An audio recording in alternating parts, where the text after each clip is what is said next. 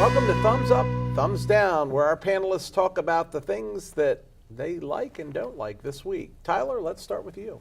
Well, we'll start with the bad news first. We'll start with thumbs down, and it's the way that the United States media is covering the violence over in Israel this week. For those of you who don't know, the United States moving their embassy to Jerusalem from Tel Aviv. Right. This was promised by multiple U.S. presidents. President Trump is the only one that actually followed through on that promise, and the U.S. media is talking about how it's all these peaceful protesters that the Israelis are gunning down at the border who just don't want the U.S. embassy in Jerusalem, when that's not it at all. These are members of Hamas in an armed and organized effort to try to breach this wall, and they're being picked off by Israeli soldiers who are simply defending themselves and their land. And you know, they've literally said that 50 out of the 62 individuals who've died so far were members of Hamas, and yet the New York Times cover yesterday, it says Israelis kill dozens in Gaza.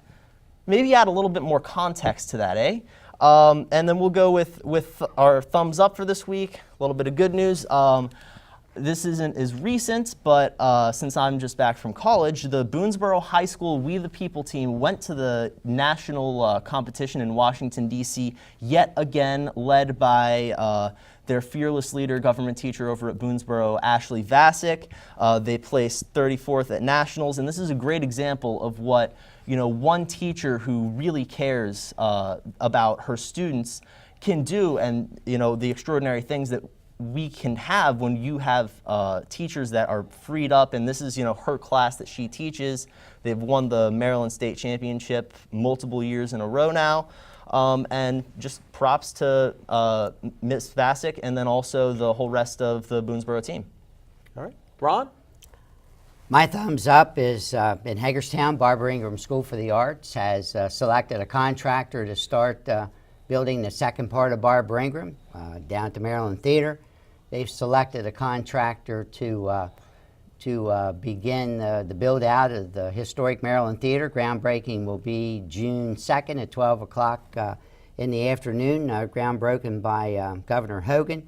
I think he'll probably have some kind of a vehicle that'll break concrete and not a shovel that'll do it. That's my thumbs up. Thumbs down is to the lady in the White House that said such demeaning comments about American hero John McCain. Okay. Henry? Okay. Thumbs up that the White House actually was able to keep something quiet for a change, and Melania Trump was able to have successful surgery, and it appears that she's healing well. And I'm going to do a thumbs up, thumbs down real quick. For our community about paint Washington County purple, which is an opioid address the opioid crisis. Thumbs up for our community leaders getting behind and doing it. Thumbs down that our community actually needs someone to get behind and deal with the opioid crisis in Washington County. So you stole my thumbs up. I'm quite sorry. frankly, because my paint purple was the same thing. I think that's a great effort, and I'm glad to see that we have people getting behind it. And I think we do need to get behind it, in all fairness. My thumbs down is about the Washington County school system. And this is going to be an odd one because it's kind of a thumbs up, thumbs down. They had a data loss recently.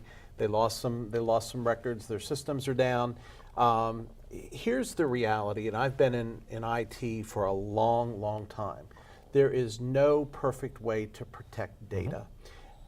This happened, and I'm not happy with some of the coverage suggesting that it was just a total lack of planning on the board's part. Yes, they slipped, okay?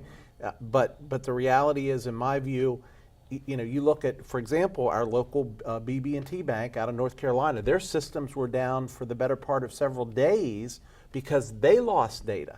That's a much bigger entity than Washington County school systems. The point is this: it can happen to anyone. We learn from it. We make changes so that it doesn't happen again. But I think the Monday morning quarterbacking, in my view, is problematic, and I wish people would stop. And that's all the time we have for tonight. We hope you will like us on Facebook. We hope you will follow us on Twitter. We hope you will send us email at feedback@theflipsidetv.com. That's feedback@theflipsidetv.com. And most assuredly, join us next week for another trip to the flip side.